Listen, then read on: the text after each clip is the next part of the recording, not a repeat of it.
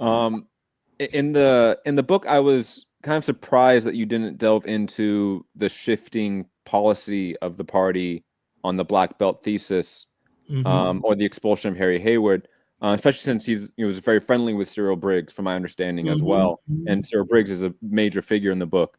Hmm. And in Black Bolshevik, Hayward kind of centers that removal of policy on the Black Belt thesis as this departure from the party on Black liberation, and that opened the door. Um, what are your thoughts on the party's shifting policy on the Black Belt thesis? And do you still think, or do you think that the Black Belt thesis has relevance today in terms of analysis or for organizers? Well, with regard to the former, uh, as evidenced by citations, this book is akin to Russian nesting dolls. That is to say, it's based upon previous books. In my book on Ben Davis, Black Liberation, Red Scare, Ben Davis and the Communist Party, I dealt with the changes in the thesis, the Black Belt thesis, Harry Haywood, etc. And so I didn't feel the need to repeat what I'd said in that book. I just cited that book, and folks who are interested can turn to that book and see what I have to say.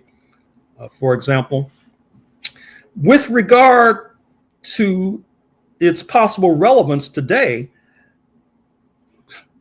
my own opinion is that I'm open to discussing and debating that question.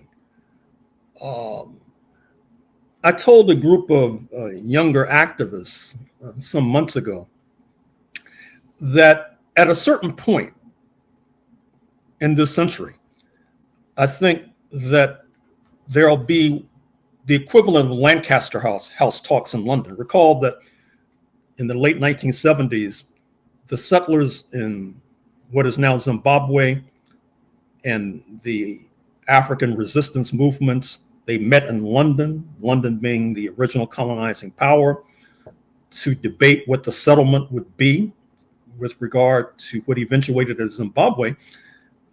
I envision a process whereby the US administration, whatever it may be, along with independent Native American nations, because footnote, I think Harry Haywood and a number of the other comrades could have done a better job in teasing out the Native American question and their pre-existing claims to this territory, but that's another question for another day.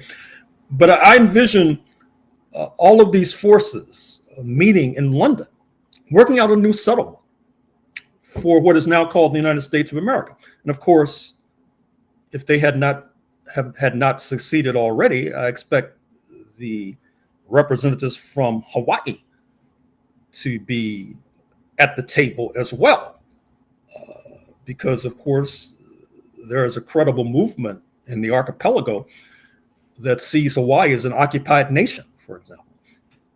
Footnote, you may want to ask why Harry Haywood and some of the comrades were not necessarily seeing Hawaii as an occupied nation. I mean, they come to statehood in 1959. A lot of these folks were still alive. In fact, I deal with that in my book, Fighting in Paradise, which deals with Hawaiian communists in the archipelago. And so this is a long-winded way of saying that once we get to London for these Lancaster House talks to work out a new settlement for the United States of America, I don't think we should necessarily take off the table the idea of a Black Belt nation. Perhaps, believe it or not, I may not be around, but others, such as yourself, might determine that that is something worth debating, or perhaps they'll say that it has been overtaken by events, as they say. So, in other words, I don't toss out that thesis altogether.